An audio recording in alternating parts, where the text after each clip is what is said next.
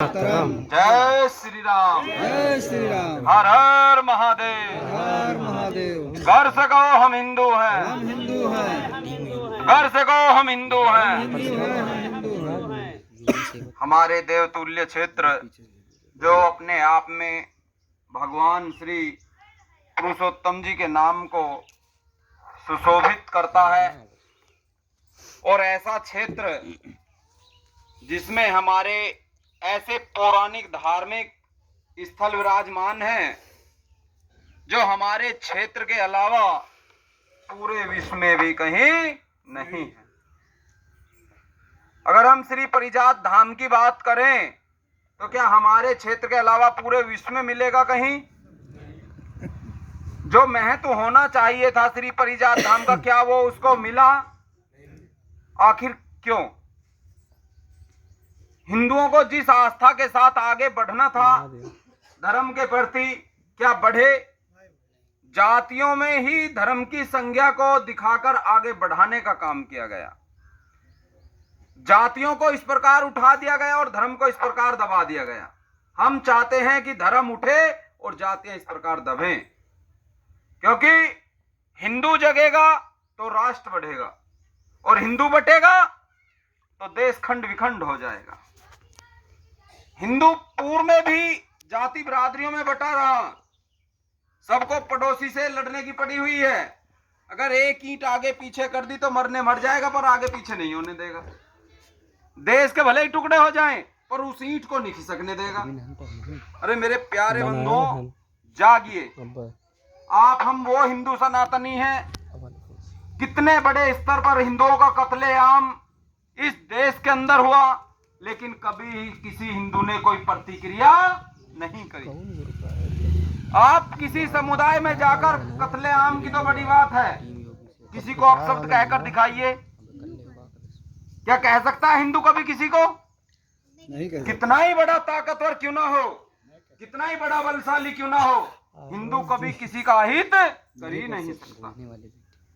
वो केवल अपने समाज को प्रताड़ित कर सकता है, अपने परिवार को प्रताड़ित कर सकता है, अपने धर्म के लोगों को प्रताड़ित कर सकता है, लेकिन कभी किसी गैर समुदाय में उसकी हिम्मत नहीं है कि किसी को आंख भर के भी देखने का कार्य कर सके। हिंदुओं का पैसा सबने हड़पा है, हिंदुओं की संपत्ति सबने हड़पी है। पूरे विश्व के अंदर हिंदुओं की संपत्ति हड़पी गई। देश का बंटवारे के रूप में हो, किसी की एकाग्र की गई कष्टी की पूंजी हो, सबको हिंदुओं से ऐंठा गया।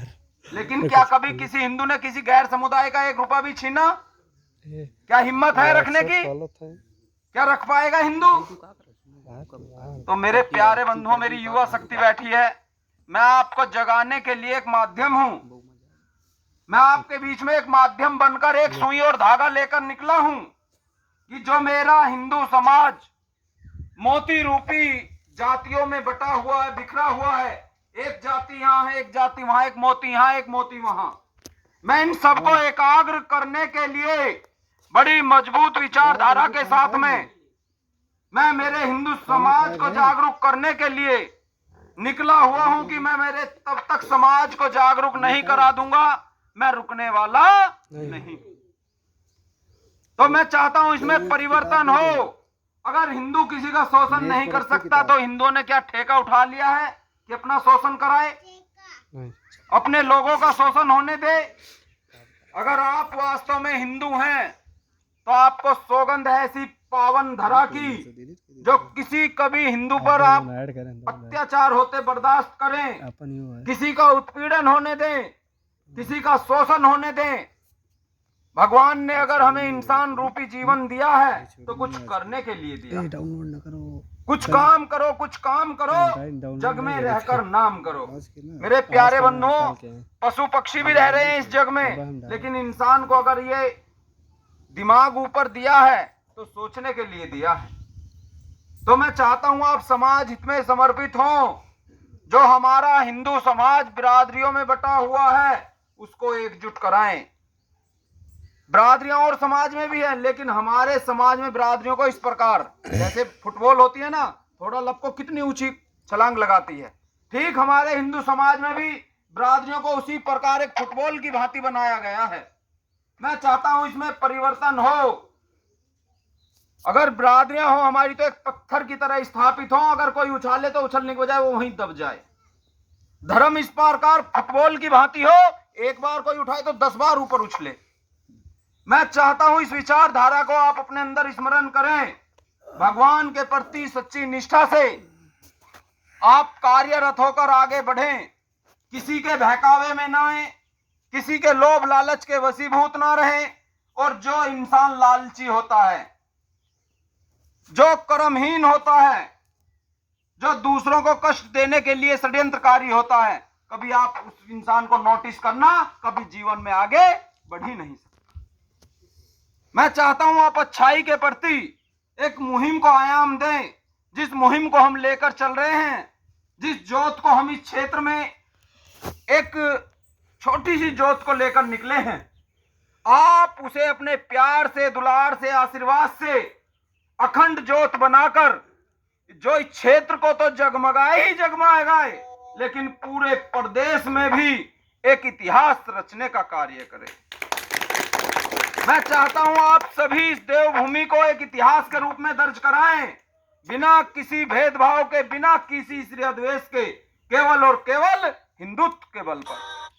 और जो हमारे हिंदुओं का पैसा गैर समुदाय ने हड़पा है, अगर आप चाहते हैं कि वो पुनः हमारे हिंदू समाज को मिले, हिंदू समाज का उत्थान हो उसके लिए, और उनकी जो षड्यंत्रकारी मानसिकता है, हम उसका समय रहते उन्हीं के शब्दों में इलाज कराने का भी कार्य कर सके। यह कार्य तभी होंगे तब आप निष्ठा पूर्वक एकाग्र होकर भगवान के प्रति आस्था रखते हुए कि हमारे इस क्षेत्र रामनगर को हमें रामनगर से रामनगरी बनाकर आगे बढ़ाना है। जब हम कामयाब हो जाएंगे, एकाग्र हो जाएंगे, हिंदुत्व को आधार मान लेंगे, तो भगवान ने चाहा हमारे पौराणिक धार्मिक स्थल इतिहास के पन्नों में दर्ज होंगे। कितने बड़े स्तर पर श्रद्धालुओं का आवागमन होगा, कितने बड़े स्तर पर पर्यटक दर्शन करने आएंगे। तो क्या हमारे क्षेत्र में हिंदुओं के लिए रोजगार के रास्ते प्रशस्त नहीं होंगे? अगर प्रशस्त होंगे तो हमारे युवा रोजगार से भी लाभान्वित होंगे। तो मैं चाहता हूं आप एक रहिए, सुरक्षित रहिए। अगर बटोगे तो कटोगे।